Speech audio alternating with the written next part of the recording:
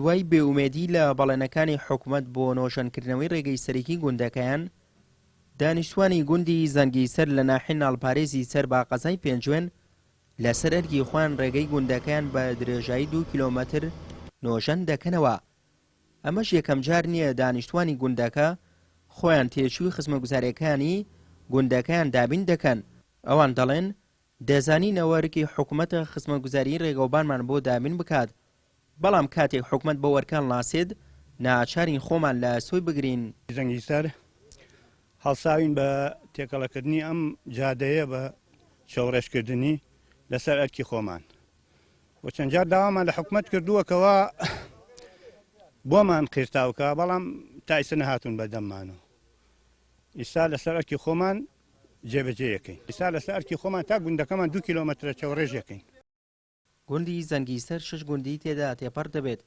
کۆتایەکەیان گوندی جۆمەرەسیە کە ناوچەیەکی گەشتیاریە، بەڵام بەوەی خراپی ڕێگاکەیەوە ناتوانراوە سوود لە تایبەتمەندیە گەشتیارەکەی وەربگیرێت. ئێمەش وەکو گوندی زەنگیسەر بە ناچاری خۆمان هەڵساوین لەسەر ئەرکی سەرشانی خۆمان جادەکە نۆژەن بکەینەوە و هەر کەسێکیش لەیرا ئەمانەی خەڵکی گوندەکە بە خۆبەخشی هەموو ئیشەکەن و هەر مەسروفاتێکی تێچێ هەر شتێکی تێچێ لەسەر ئەرکی خەڵکی ئاوایی خۆمان جێبەجێیەکەین ئینشاءالله.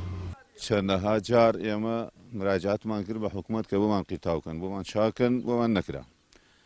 ئیشتەیش لە ناچاریە خۆمان لەسەر ئەرکیشانی خۆمان وەکو گوندی زەنگیسەر هەڵساوین بە چاکردنی ئەو جادە لەبەر زەروریات و لەبەرەوەی کە جاوەدەکە تاسە بوو، ناڕەحەت بوو، زۆر ناخۆش بوو، ئێمەش هەڵساین بەویش.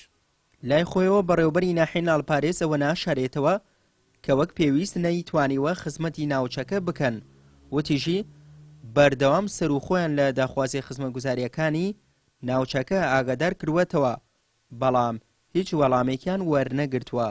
من دەستخۆشی و هەوڵەتی بەڕێزانەکەم کە عادەتێکی شەڕاستی ئەوی شان کردویشێکی بیرون و ساکە.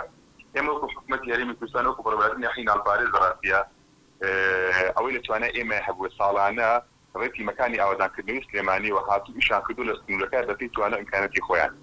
بەڵام بۆ پیر ئێمە چەندجار دەرخستەمان ئامادە کردووە و لە ڕاستی دەرخستەکانمان بۆ وەزارەت ناردووە، بەڵام ئەوان بە ئێمەیان وتووە لەبەروی قەیرانی دارایی لە 5 ساڵ لەبەروی هەرێمی کوردستانی کردووە و ئەم کوششەی ئێسەکانی بۆ قیتاوکردن بۆ ڕێی گوندەکان زۆر زەحمەتە، چونکە نزیکی 1 ملیارد دیناری ئەوێت کە ئەم بودجێ ئێسەکانە وەکو پێویستە بەدەستان نییە. ئێمە لە ڕاستیە ئەومان کرد بە چەند خۆ ناغێتیش، یعنی بەڵام پیان وتین ئەگەر لە 2020 وەزعی دارایی کوردستان باش بوو ئیشێکی جدی لەسەرەکەین. ئێمە وەکو حکوومەتی هەرێمی کوردستان وەکو بەڕێوەبەری ناحیە ناڵپارێز ڕاستی ئەو داهاتەمانە بەدەستان نییە کە بتوانین قیتاوکەین بۆ گوندەکان، بەڵام داخوازی داوا کاری خەڵک بەرز دەکەینەوە بۆ پارێزگای سلێمانی و بۆ وەزارەتەکان و ئێمە داوامان لێ کردوون و ئەوان بە ئێمەیان وتووە کە قەیرانی دارایی ڕێگر بۆ دایەفەکانی کە نەکراوە لە ڕاستیە ئەوە حاڵەکەت. بناری چیای سوورێن بەهۆی سروشتی جوان و هەڵکەوتەی گەشتاریەوە دەتوانرێت وەکو سەرچاوەیەکی داهات چی بۆ حکوومەت و چی بۆ دانیشتوانی ناوچەکە بەکار بێنرێت، بەڵام هاوشێوەی زۆری ناوچەکانی دیکەی گەشتیاری بایەخی پێنەدراوە. ئەمە شوای کردووە زۆرینەی گوندنشینان و خەڵکی ناوچەکە سەرباری بێکاری و نەبوونی داهات لە سەر ئەرکی خۆیان خزمەتی ناوچەکەیان بکەن. سوێی محەممەد، کەناڵی ئاسمانی پەیام، گوندی زەنگیسەر لە قەزای پێنجوێن.